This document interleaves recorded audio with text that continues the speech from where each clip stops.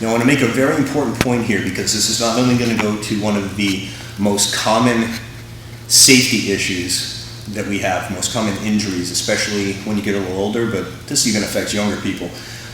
You see it in wrestling, you see it in grappling, which is the torn soft tissue in the intercostals, serratus, and also the popped rib that often comes with it. You know, popped rib doesn't necessarily mean it's popped, but it can be a sublux rib or tearing the soft tissue as the rib shifts a little bit.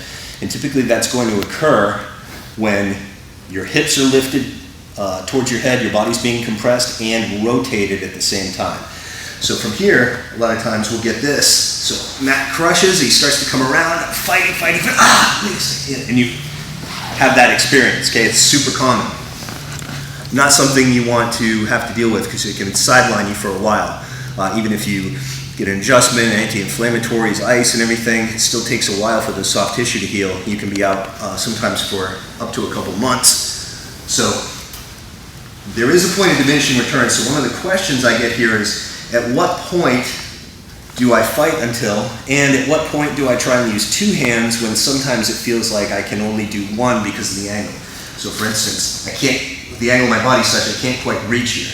Okay, so that's important too, and it's a detail that often can get missed. So as Matt's starting to compress me, you'll notice, let's draw a line from the floor straight up to the ceiling. So if my knee can stay neutral or slightly towards the side that he's passing to, I can usually double up in terms of my flexibility if I'm using a long frame. As soon as it crosses to the side that his head is pointed towards, okay, the far side, now at this point, this is where I'm probably going to hurt myself if I fight too long and try and go 2-on-1. At this point, I have to start to think about the next best thing, which is catching him as he's coming around, but kind of concede the pass. Okay, so for instance, at this point, is where Matt will come in, and I'll give him the frame and come out.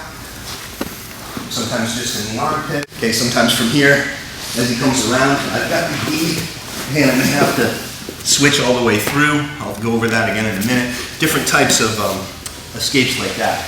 But if I can make a little preemptive adjustment in here, as Matt's coming in, okay, so I'm framing. So instead of here, he's starting to collapse me, long frame right away, feeling where his pressure is, adjusting my hands wherever that is, and now from here, this little pressure here gives me the moment, so as you start coming in, to get a slight angle. And now I feel the pressure with both my arms, not just the right one right here. So he keeps moving. Yeah, good. Fight that in. Good. And where can I come in to reclaim the full guard? All right, next we want to look at, let's say he does a great job. He's in early, or he manages to collapse my frames, or I'm a little bit off with my frames. So Matt does collapse me pretty well. He starts to come around. And I know that he's likely coming around my leg one way or the other. What I don't want to do is let my hips get killed if possible. Because right now I didn't catch him super early because I'm on my back and he's underneath me and starting to get upper body attachment. But in terms of the pass itself, at this point I'm fairly early with my frames and some distance between my knee and my chest at this point, where he hasn't fully collapsed me. So I'm still fairly early in the game here. I'm like kind of midway. One more step through is the recovery we just talked about. Frame, get my knee, reclaim my guard. But after that, there's a point where, okay, on the far end of the spectrum, he is going to pass, go ahead. And now I just have to go ahead. I'm not going to hurt myself. I'm going to concede next best thing. And I have established my defensive position with a short frame, elbows in, and I'm starting to feel where he's at and now looking for my escape. But he passed. So let me go the one notch before that and discuss sort of a last-ditch scenario to not get past and go on defense. And this is where, again, we come into a fundamental type of inversion that won't require you to be super flexible, and if you do it properly, it won't hurt yourself. Okay, so even older grapplers can do this pretty well. So as Matt starts to come around, I'm riding this pressure with the curling motion on my leg. Now, if you see me in this position, I'm tripoding up, I'm spinning with him and letting my hips rotate underneath him. Two important factors here. One is I don't want my head out like this, okay? I want to keep my chin tucked, okay? So that I'm in good position, so even if he drives into me hard, Okay, I'm supported on my shoulder here and only minimally on my head, whereas from here, all the weight would crunch into my neck, potentially damage my neck. Okay, so that's one. The other thing here is look at my foot. I'm on my knee and my foot, not just here like this. So as I come up from here, I have very strong structure. Now the first thing I'll do, while keeping my elbows in tight, is I'll often get a grip on his sleeve just to track that arm, because this one is potentially dangerous. And now from here, as he's starting to come around, look, I just drop my knee to my chest and I sit through. Okay? So I've got a few options from here. One is I can tuck through and roll him at this point. Two is I just sit through from here, and even if he's got a lot of weight on me, look, my knee was so close to my chest, I can come right into a half guard, like fairly deep with an underhook and everything, and now I'm in the middle of already starting to work my escape from the half guard. Let's look at that all the way through. Coming around. Good, so I get a good tripod. Then once I've established that, get some pressure, knee goes to my chest, making this tight, and I roll through.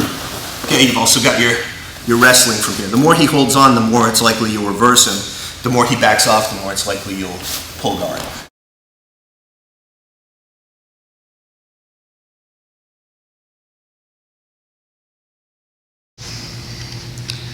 Right, now let's go into a few detailed considerations for your posture when you're in this position, the one I was just in, the one Matt's in right now. I'm going to get a nice tight position, start to lift his hips, attach to his upper body, come around the legs. He's going to tripod, and I just want to note a couple detail things that can happen to you if you're careless here. And even though you can get away with it a lot, some opponent who is very tight, attacking system, very aggressive, like does a lot of tournament play, and they're really looking for small openings, and very good at going for submissions from there, can catch you. So for instance, I'll give you a couple. I'm in here tight, so I start to come around, that's tripoding, okay, but you notice at this moment, okay, he's not really doing anything meaningful, I should say, with that arm. So bring this back for a second.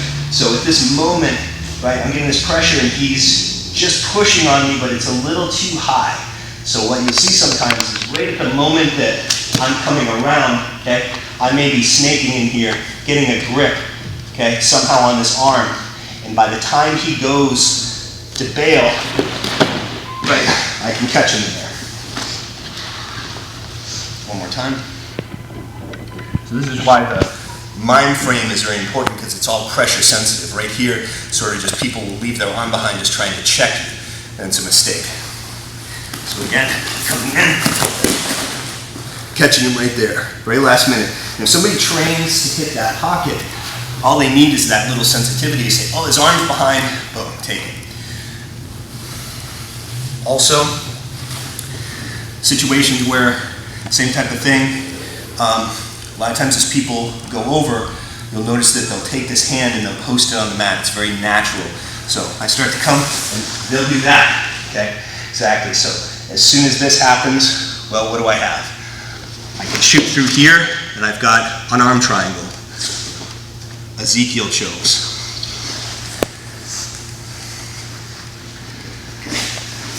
I lift in here, as I come around, now I can be driving this in, and right as he's coming through, I'm hitting a clock choke, okay? And if nothing else, he's starting to roll away, all I need to do is capture that arm and pull him back, and now I'm still in position for top game. So, anything like that you want to be careful of. That's why, if we switch again, if you are well into your roll-in time, you may be able to get away with this. But a lot of times from here, I go from the frame, I know he's moving me, look where my arm goes, okay? I come into here, so now this one is here to track this arm.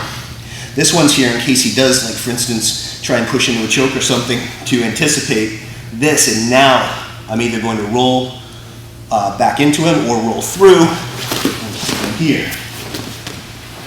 Keeping myself very safe.